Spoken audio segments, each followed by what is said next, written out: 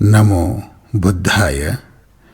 जन्म लेते ही दृष्टि हमारी गुरु होती है और दृश्य पहला ज्ञान होता है। यह ज्ञान हमारे मन में एक चित्र के रूप में सुरक्षित रहता है, जिसके आधार पर हमारे अनुभव और व्याख्याएं आधारित होती हैं। इसे ही प्रथम इष्ट कहा जाता है। जीवन भर हमारे मन में इन्हीं दृश्यों के आधार पर ज्ञान का विस्तार होता रहता है। स्वर, शब्द, भावनाएं, अहंकार, तर्क सभी इन्हीं दृश्यों के मूल से उत्पन्न होते हैं। मृत्यु के पश्चात हमारी सारी इंद्रियां लुप्त हो जाती हैं, परंतु दृश्यों का संसार अल्पकाल के लिए बना रहता है। उस समय हमारी भावनाएं दृश्यों में परिवर्तित हो जाती हैं। नींद भी एक आंशिक मृत्यु ही है। नींद में दृश्यों का संसार बना रहता है। हमारी भावनाएं दृश्यों में परिवर्तित हो जाती हैं। जैसे अहंकार की भावना प्रबल हों तो विशालकाय वस्तु या पशु दिखते हैं, हाथी, पर्वत या विशाल भूदृश्य। यदि द्वेष भावना प्रबल हो तो शस्त्र, अस्त्र दिखते हैं।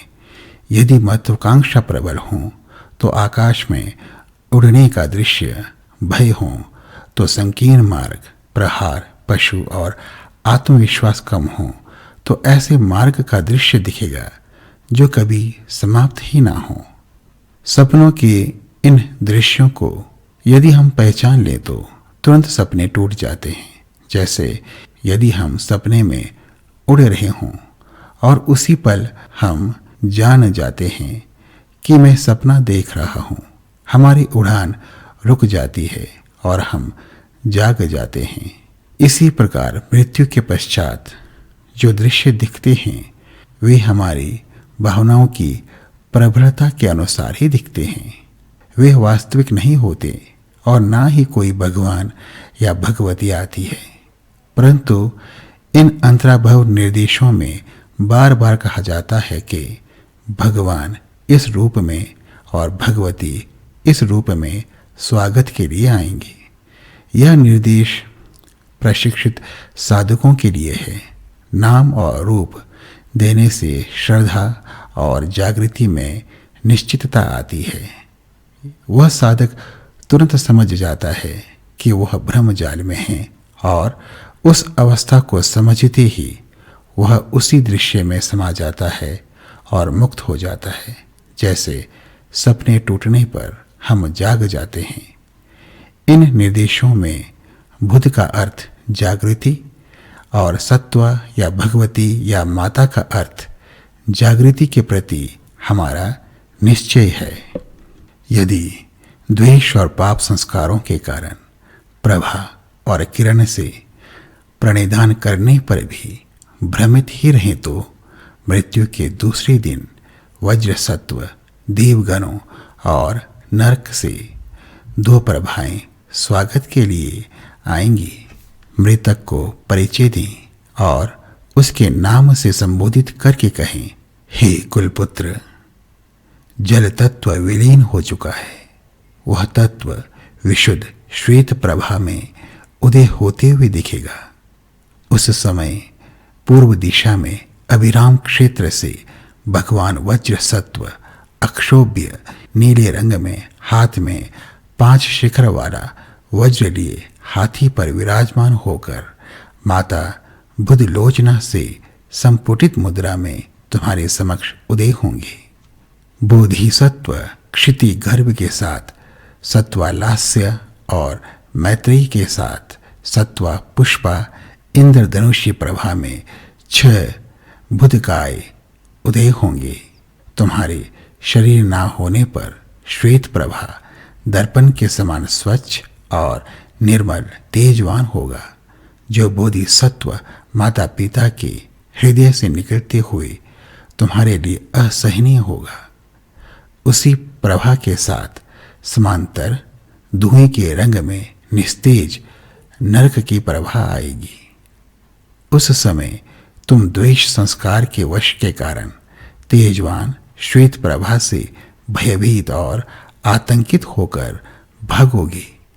तुम्हें नरक से आती धूम्र प्रवाह में आनंद आएगा। उस समय अपने ज्ञान से पहचान लो कि यह अंतराभाव है और श्वेत निर्मल स्वच्छ तेजवान चमक वाली प्रभा से भयभीत ना होकर उसमें श्रद्धा रखें कि यह भगवान वज्र सत्व के कृपा के प्रभा किरण हैं। उनकी शरण में मुक्ति की अभिलाषा करें। अंतराभव के संकीर्ण मार्ग से पार करने के लिए वज्र सत्व माता पिता तुम्हारे स्वागत के लिए आए हैं। यह प्रभा किरण वज्र सत्व के अंकुश हैं। उसमें श्रद्धा रखें। नरक से आ रही निस्तेज प्रभा से तुम आनंदित ना होना।